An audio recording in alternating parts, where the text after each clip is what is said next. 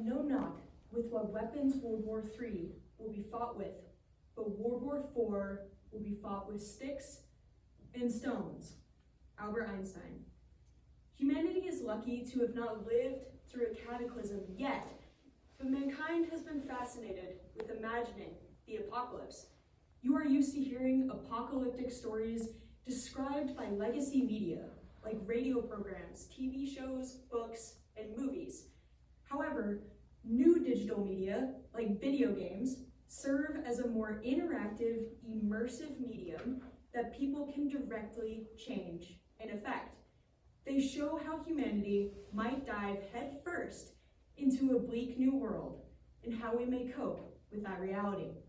My name is Seward, and today I will be discussing how video games serve as a reflection of our own apocalyptic realities and what the future might hold for our world.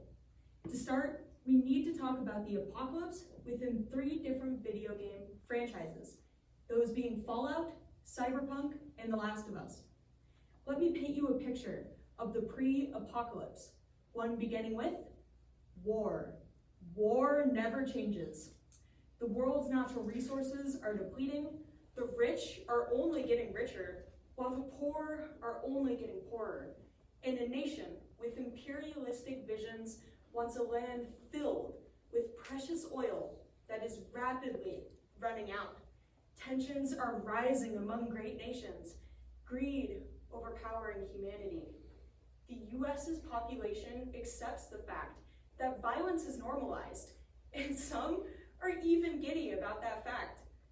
The elite seem to be the only ones aware of the incoming conflict among the world powers, preparing great measures to ensure only the wealthiest live. From luxury underground bunkers to theoretical space colonies, no plan is too absurd. This is how the pre-apocalypse is imagined in the Fallout game series. China invades Anchorage, the US annexes Canada, and in October of 2077, the world ends in a nuclear war. After this fiery and abrupt end, some US cities are still left intact, while others are leveled. Humanity has fallen and must be repaired. Within this new world, when humans emerge from shelters built by a corrupt corporation, the rich continue exploiting those who survived, and violent groups prey on the weak to amass more scarce resources. Fallout's approach to the post-apocalyptic genre is that we would not change, that even after US society is destroyed and there is no governing body, we would continue our violence. As each Fallout game states, war never changes. Now, let me paint you the scene of the next game, one that shows how humanity has begun to fall apart. Giant advanced cities rise above hot desert wastelands, crime in every street and alleyway. Companies develop complex weapon systems, vehicles, in almost all aspects of life, but only for those rich enough. Life here, it absolutely sucks. The rich eat the poor until there's nothing left. Street kids join gangs, the gangs breed a dying insurrection, and the corporations snuff the opposition out before it can even gain support. People flock to cities with the hopes of fame, riches, and prosperity, but are exploited, abused, and then left out to die with no way out. Welcome to Night City, in the world of the game Cyberpunk 2077. This game is the embodiment of how the United States would be if capitalism went unchecked. It reflects our world having corporations of immense political and social power. Within the world of Cyberpunk, capitalism has gone so far that there is a lack of centralized government. The city itself broke off from the rest of the US, not bound by its rules any longer. As a result, companies act as the government and crime is constant. Ever more searching for profits, The mega corporations don't care about the people within the city. Sound familiar? Now, how about a world that has already fallen and is overtaken by apocalyptic forces? The world is ravaged by an infection, leaving humanity weak and overtaken. Within a short amount of time, government officials panic, and a cure is proving to be more difficult than anyone could imagine.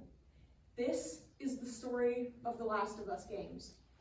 A fungal infection has spread worldwide and destroyed humanity's chokehold on the earth, reducing humans to zombie-like beings. The story is of a man named Joel, trying to open back up to the world after his daughter passed away the night the epidemic began. Ellie, a girl he has taken to fathering, is just 14 and knows not of the old world that hasn't been ravaged by fungi, only its remnants. The story of The Last of Us is less about the infection and more about how humanity is trying to show love in the midst of the worst nightmare anyone could imagine. So how does this connect to our understanding of the world and human history? Species have risen up and fallen because of many mass extinction events throughout Earth's history, but we are the only ones with the capabilities of causing our own demise. Now let me reassure you that what I've described within these 3 video game franchises is fictional and outlandish. Much of the story points are likely to never occur in our reality. However, it's important to recognize that the barrier between fiction and reality is fairly thin when discussing the pre- and post-apocalyptic stories. The World of Fallout presents a tongue-in-cheek criticism of American disaster capitalism, where the rich and powerful use their immense wealth to escape the worldwide damage they caused. Within reality, we have Elon Musk and Jeff Bezos creating rocket ships to escape a dying Earth. Cyberpunk 2077 is a funhouse mirror of the real world. The game plays up the same sort of American disaster capitalism to a zany and blunt degree. Within the world of Cyberpunk, having capital is needed in order to survive. Everything must be bought and paid for if people want the ability to live, with increasingly higher prices for needs like healthcare, food, medicine, and housing, just to list a few. Corporations essentially own and run the world, having great influence over governments and anyone within any country. Now, that sounds a little far-fetched, doesn't it? How can even just one company be able to dictate a government into acting one way, or make people have to pay just to get the means to survive? Of course, it's not all that far-fetched. Healthcare is an expensive necessity, while life-saving medicines like insulin are priced much higher than it costs to make and are out of reach for most who need them.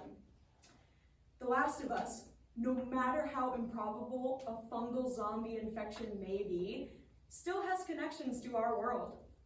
After the infection started in the game, some of the world's governments didn't take it seriously, which resulted in a catastrophic loss of human life as the fungi, cordyceps, took over anyone through consumed grain, while other governments took it too seriously and began bombing civilians in an attempt to slow the spread. Powerful institutions and people have done similar things in real-world history, such as downplaying the damage of COVID-19 or even blocking entire access to a country or location based on how many were infected there. Along with that, people and governments haven't always taken climate change as seriously as needed. Media gives us a look into the minds of humans imagining our own end. Each of the 3 games previously mentioned have details that connect to events in our world, some parts even seem impossible. They give us warnings of what could be to come while diving into a world destroyed by greed, war, and humanity's hubris. World War IV may very well be fought with nothing less than sticks and stones. Thank you.